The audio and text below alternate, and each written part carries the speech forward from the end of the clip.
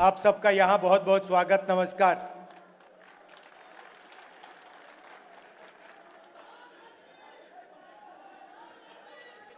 नरेंद्र मोदी जी और बीजेपी की सरकार ने आज पार्लियामेंट हाउस में संविधान दिवस पर फंक्शन कराया।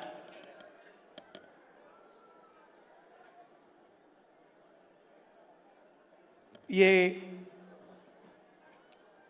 हिंदुस्तान का संविधान है। मैं आपको गारंटी देकर कह रहा हूं कि नरेंद्र मोदी जी ने इस किताब को नहीं पढ़ा है, क्योंकि अगर नरेंद्र मोदी जी ने ये किताब पढ़ी होती तो वो जो रोज करते हैं वो नहीं करते। इसको हम संविधान कहते हैं और इसको किताब का फॉर्म दे रखा है, मगर ये एक किताब नहीं है। ये हिंदुस्तान की हजारों साल की सोच है और 21वीं सदी में हिंदुस्तान की जो कहो सोशल एम्पावरमेंट की जो सोच है, अंबेडकर जी की, फूले जी की, बुद्ध भगवान की, गांधी जी की, वो इसके अंदर है। आप किसी भी स्टेट में चले जाइए, केरला में नारायण गुरु जी, कर्नाटक में बसवना जी, फूले जी, शिवाजी महाराज, हर स्टेट में आपको ऐसे 2-3 नाम मिलेंगे जिनकी सोच इस किताब में आपको मिलेगी। मैं आपसे पूछना चाहता हूं, इसमें सावरकर जी की आवाज है क्या? इसमें कहीं लिखा है कि हिंसा का प्रयोग करना चाहिए? इसमें कहीं लिखा है कि किसी व्यक्ति को मारना चाहिए, डराना चाहिए, काटना चाहिए? कहीं लिखा है इस किताब में?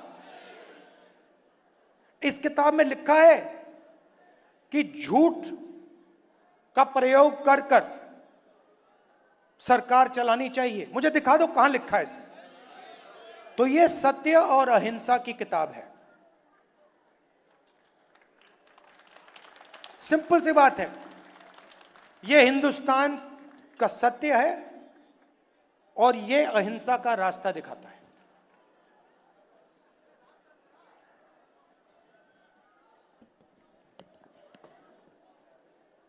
कुछ दिन पहले तेलंगाना में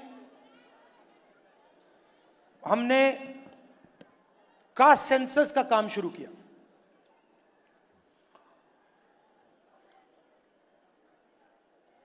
और वो ब्यूरोक्रेटिक एक्सरसाइज नहीं है। पहली बार कास्ट सेंसस को तेलंगाना में जनता की एक्सरसाइज बना दिया गया है। जो सवाल पूछे जा रहे हैं वो बंद कमरे में 10-15 लोग नहीं चुन रहे हैं, वो लाखों लोग, उसमें दलित, आदिवासी, पिछड़े वर्ग के लोग, गरीब जनरल कास्ट के लोग, माइनॉरिटी के लोग, सब लोग हैं। और तेलंगाना की जनता ने सेंसस डिजाइन किया है। ऐतिहासिक कदम है। और जो हम तेलंगाना में कर रहे हैं, जहां भी हमारी सरकार आएगी, जिस स्टेट में, चाहे कर्नाटक हो, तेलंगाना हो, और आने वाले समय में जहां भी हमारी सरकार आएगी, हम उसी प्रकार से जाति जनगणना को करेंगे।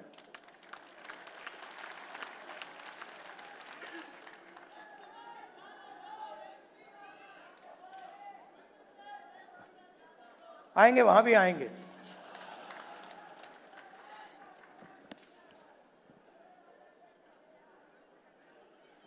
जाति जनगणना क्यों? क्योंकि अगर हम हिंदुस्तान के पॉपुलेशन को देखें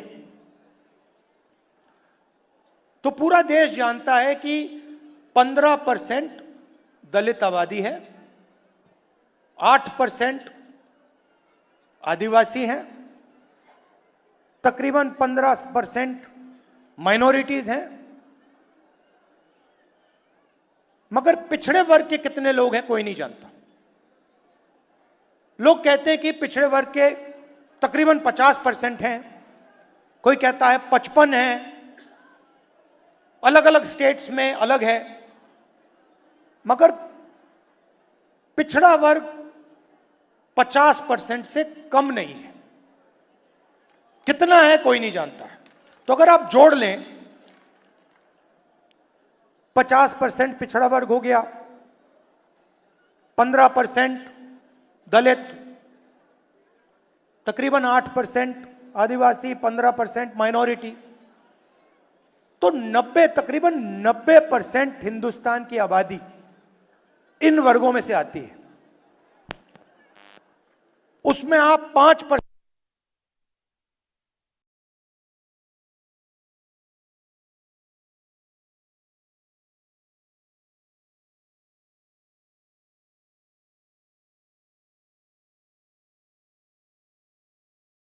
ऐसे ही होता है।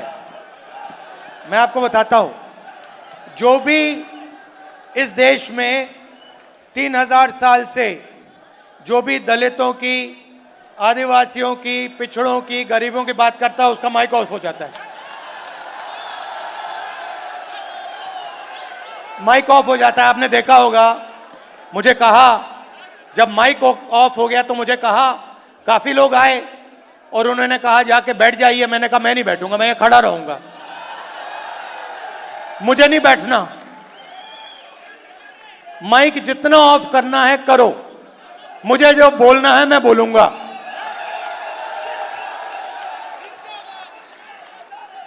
यहां रोहित वेमुला जी की फोटो है पीछे, यहां पे ये बोलना चाहते थे, इनकी आवाज छीन ली गई।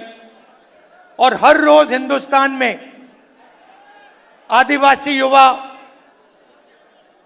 दलित युवा, पिछड़े वर्ग का युवा सपना देखता है,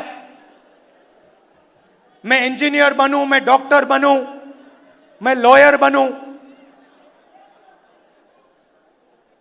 मैं मीडिया में जाऊं, मैं आईएएस ऑफिसर बनूं। मगर सच्चाई यह है कि इस देश का पूरा सिस्टम पिछड़ों, दलितों और आदिवासियों के खिलाफ खड़ा हुआ है। यह सच्चाई है।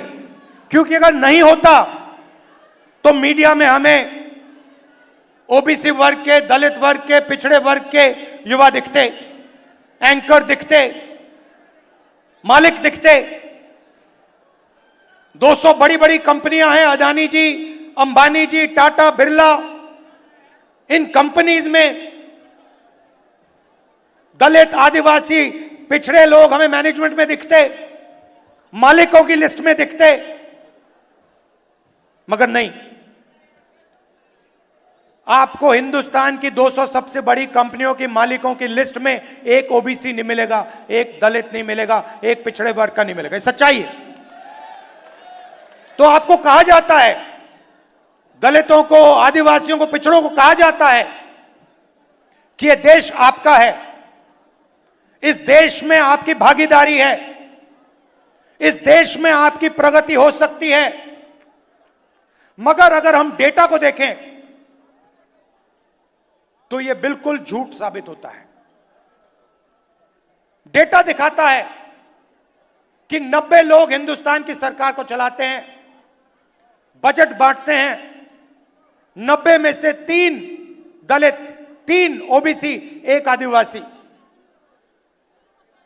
100 रुपए में से ₹5 ओबीसी वर्ग निर्णय लेता है। 100 में से 5, आपकी आबादी 50%, भागीदारी 100 में से 5।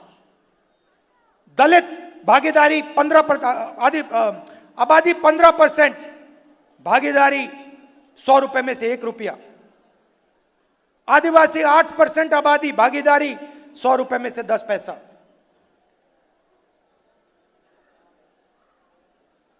आपके सामने दीवार खड़ी हुई है और आप जानते हो, और आप इस बात को गहराई से समझते हो। समझते हो नहीं समझते हो? यस सर, समझते हो ना ठीक से कि आपके सामने दीवार खड़ी है और उस दीवार को नरेंद्र मोदी और आरएसएस मजबूत करते जा रहे हैं। जहां भी उनको अपॉर्चुनिटी मिलती है, वो दीवार में सीमेंट डाल देते हैं। पहले पब्लिक सेक्टर हुआ करता था, उसको निकाल दिया। सारा का सारा प्राइवेटाइज कर दिया, दीवार मजबूत की। पहले सरकारी स्कूल हुआ करते थे, सरकारी अस्पताल हुआ करते थे, सारे के सारे हटा दिए। आज दलित को, आदिवासी को, पिछड़े वर्ग के किसान को कोई भी इलाज की जरूरत हो, लाखों रुपए आपके जेब में से निकलते हैं। निकलते नहीं निकलते? और कहां जाते हैं? आपकी जेब में जाते हैं क्या? पिछड़ों की जेब में जाते हैं? दलितों की जेब में जाते हैं? आदिवासियों की जेब में जाते हैं? नहीं, 25 अरबपतियों की जेब में जाते हैं। उन 25 अरबपतियों में मुझे दलित नाम बता दो, आदिवासी नाम बता दो, पिछड़े वर्ग का नाम बता दो। मैं खड़ा हूं, बता दो, एक नाम बता दो। अदानी आदिवासी है क्या? दलित है, पिछड़े वर्ग का है। अंबानी आदिवासी है क्या? दलित है, पिछड़े वर्ग का है। टाटा, बिरला, ये आदिवासी हैं, दलित है, पिछड़े वर्ग के को नहीं। तो सारा का सारा आपका धन आपके जेब में से निकालकर उनके ओर जा रहा है। और उसमें मैं कहना चाहता हूं 5%, 7% बेचारे जनरल कास्ट के गरीब लोग भी शामिल हैं। उनको भी कुछ नहीं मिलता, खोखले सपने दिए जाते हैं। 24 घंटा मैं 20 साल से देख रहा हूं, 24 घंटा आपको बताया जाता है कि आपको जगह, आपकी जगह है, आपको जगह मिलेगी, मगर नहीं। और हो क्या रहा है? आस्ते आस्ते दीवार मजबूत होती जा रही है। पहले यूपीए की सरकार थी, मनरेगा दिया, जमीन का अधिकार दिया, भोजन का अधिकार दिया, पैसा कानून दिया। वो दीवार को कमजोर करने के तरीके थे। आज मैं देखता हूं तो मैं कह सकता हूं कि जिस प्रकार से हमें दीवार को कमजोर करना था, हमने नहीं किया। यूपीए सरकार ने नहीं किया। जिस मजबूती से हमने करना था, हमने नहीं किया। मगर हम दीवार को तोड़ने की कोशिश करते थे। ये दीवार में सीमेंट डाल रहे हैं, कंक्रीट डाल रहे हैं, फाउंडेशन दे रहे हैं दीवार का। इसीलिए जाति जनगणना की जरूरत है।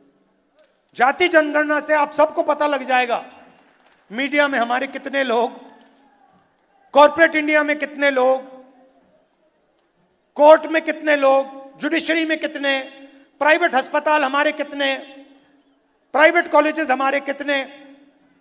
और अभी कहा गया कि ये एक्सरे है। एक्सरे पहला कदम है। सबसे पहले ही पता लगाना है कि सिचुएशन कैसी है, क्या है। हमें मालूम है कि दलितों को, पिछड़ों को, आदिवासियों को, गरीब जनरल कास्ट के लोगों को, माइनॉरिटीज को दर्द हो रहा है, वो दिख रहा है, सबको दिख रहा है। तो सबसे पहले पता लगाना है फ्रैक्चर कहां है, चोट कहां लगी है, कंपाउंड फ्रैक्चर है, सिंपल फ्रैक्चर, ये पहले लगाना पता। और उसके बाद जाति जनगणना से डेटा मिलेगा। 21वीं सदी है। जो पहले तेल को ब्लैक गोल्ड कहा जाता था। 21वीं सदी का तेल डेटा है, और हम दलितों के बारे में, आदिवासियों के बारे में, पिछड़े वर्ग के बारे में डेटा चाहते हैं। और जिस दिन हमारी सरकार के हाथ में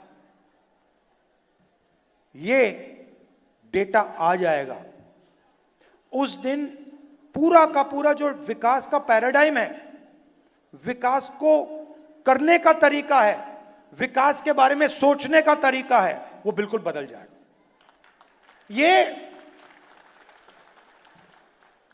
विकास की जो सोच है, कि जो अप्रोच है, उसका फाउंडेशन बनेगा। तेलंगाना में हमने काम शुरू कर दिया है, और आप देखना जब तेलंगाना में रिजल्ट आएंगे, जाति जनगणना का रिजल्ट आएंगे, तो हमारी पॉलिसी जाति जनगणना के डेटा के बेसिस पे बनेगी। और इससे बीजेपी डरती है। बीजेपी चाहती है कि 4-5% लोग अरबपति और 4-5% लोग हिंदुस्तान को कंट्रोल में रखें। और ये जो इन्होंने कंट्रोल कर रखा है, जो इसको ये खत्म करने की कोशिश कर रहे हैं, इस कंट्रोल को तोड़ने के 2 तरीके हैं। एक जाति जनगणना, और दूसरा रिजर्वेशन को 50% से ज्यादा करना। तो इसमें हम लगे हुए हैं। तेलंगाना में हमने किया, कर्नाटक में किया, और जहां भी हमारी सरकार आएगी, हम दलित, आदिवासी, पिछड़े वर्ग, गरीब, जनरल कास्ट, माइनॉरिटीज का डेटा निकालेंगे और पता लगाएंगे कि विकास में उनकी क्या हिस्सेदारी है, हिंदुस्तान के फ्यूचर में उनकी क्या भागीदारी है, क्या भागीदारी होनी चाहिए। ये हमारा लक्ष्य। और मैं आपको बता रहा हूं, बीजेपी कुछ भी कर ले, आरएसएस कुछ भी कर ले, जाति जनगणना और 50% का जो रिजर्वेशन का बैरियर है, इन दोनों को हम खत्म करके देंगे नेशनल लेवल पे। मैं आपको कह रहा हूं, मैंने लोकसभा में कहा है, मैंने वायदा किया है, वहां पे इस कॉन्स्टिट्यूशन पे वायदा किया है कि जाति जनगणना को हम इसी लोकसभा में पास करके दिखाएंगे। क्यों? क्योंकि हम ये जो संविधान है, इसकी सोच की रक्षा करना चाहते हैं। हम चाहते हैं कि जो इसमें लिखा है कि हिंदुस्तान के सब लोग एक समान हैं, 1 मैन 1 वोट, इक्वालिटी, फ्रेटर्निटी, उसके लिए हम लड़ रहे हैं। और ये काम हम पूरा करके आपको देंगे। मैं चाहता हूं, यहां आपने मीटिंग की, मैं चाहता हूं कि जाति जनगणना का जो मैसेज है और 50% रिजर्वेशन का जो मैसेज है, आप सब हिंदुस्तान के गांव-गांव में, हर शहर में, हर सड़क में आप जाके फैलाओ। जहां भी आप जाओ, आपका एक ही मैसेज होना चाहिए, इस देश में 90% लोगों के साथ अन्याय हो रहा है, रोज हो रहा है, हर रोज हो रहा है, हर मिनट हो रहा है। और अन्याय को खत्म करने का तरीका जाति जनगणना और रिजर्वेशन को 50% से आगे बढ़ाना है। धन्यवाद।